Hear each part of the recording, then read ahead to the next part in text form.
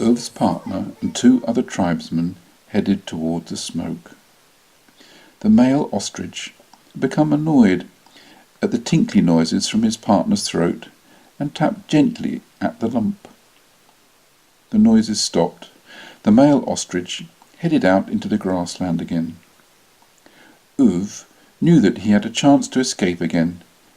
He shinned down the tree. On hitting the ground, the watching hen became nervous. As he inched away, the hen stood up, and a great bank of smoke was released. Ulf ran off. The hen wasn't quite in its right mind, and instinctively gave chase. Ulf knew he couldn't outpace the bird for more than a few moments, so he ran headlong between the trees on a twisting path, diving through the sparse thicket. He could hear familiar voices ahead. He rounded a small rowan tree and saw his brigade.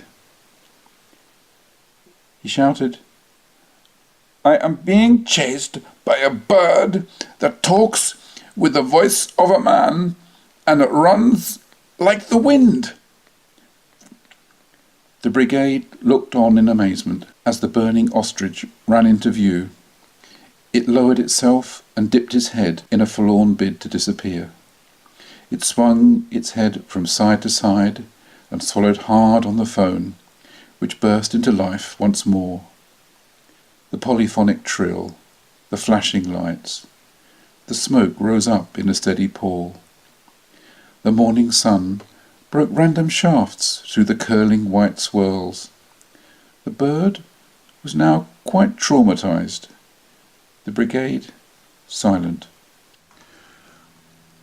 "Where have you come from?" The tribesman shouted. The ostrich swallowed hard.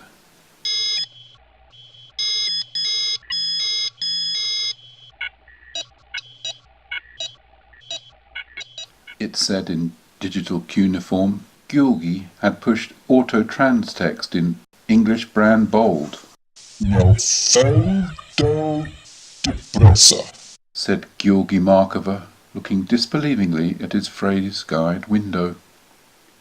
Translated, "Please do not speak so fast." He only trusted Russian. "The bird has spoken. Is this bird the true spirit of the forest?" "Muito presa," came from the bird's mouth. Translated, "How do you do?" "Yes, it has spoken. It is the true spirit of the forest. The Russian legend of Firebird. They dance to it in large tents," said the elder excitedly. "Hablarusa," asked Georgi. Translated, "Do you speak Russian?" There was a pause. I know this word. It is from ancient language, Sanskrit. Rasa denotes flavor, essence, juice, and mixture. Tabla is a Hindustani drum. It is tabla rasa, drum flavor, said the oldest and cleverest tribesman. "Tabla rasa," he shouted back. "Hablarusa," repeated Georgi. "Tabla rasa," they all shouted in unison. "Tablarasa," answered Georgi. "Do you speak Latin?" he asked in Russian. The brigade stepped back in amazement, then huddled forward to hear more words from the Firebird. "So you speak Russian?" repeated Georgi in Russian. "No," said the elder in Russian. "So you speak Russian?"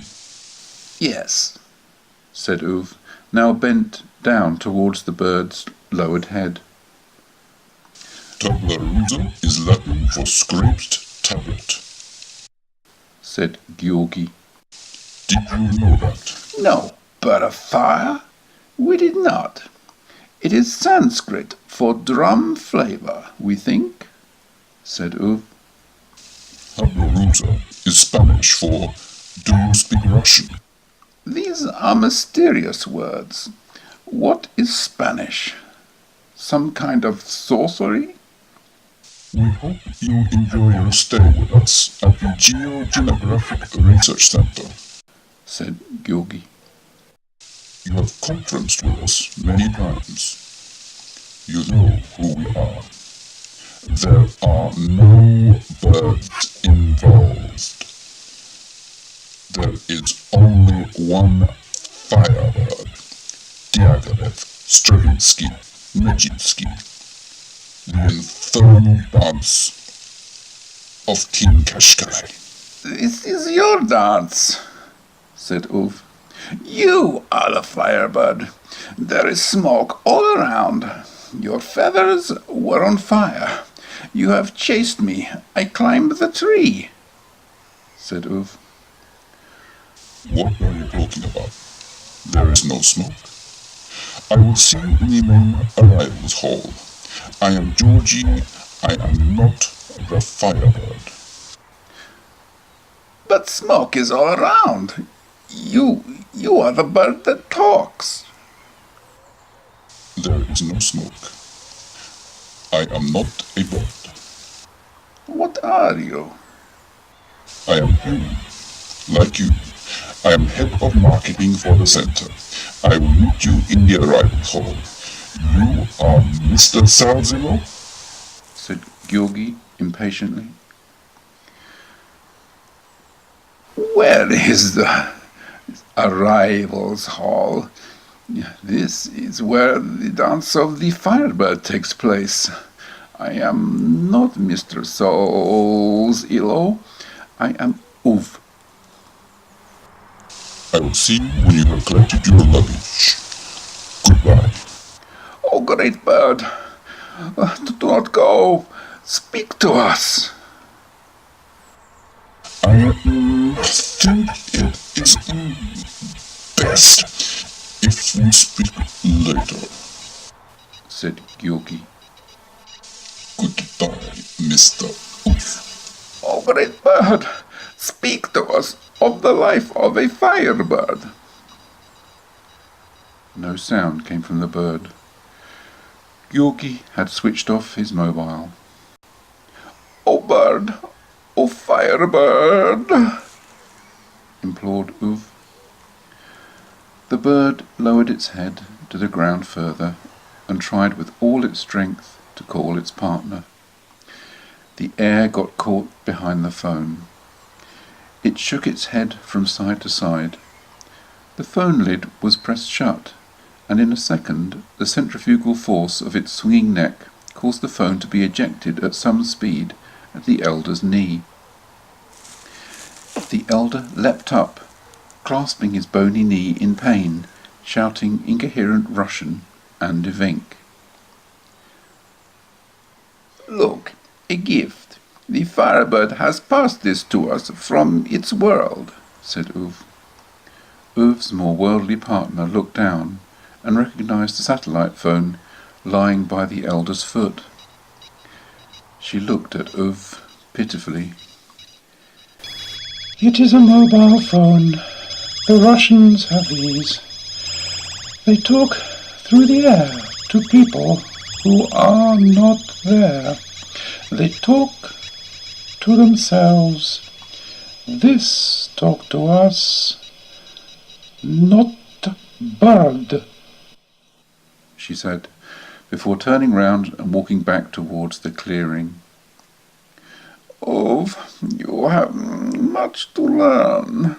You must go to the town, to Okhotsk, said the elder. No, never. I will keep our ways, said Uv.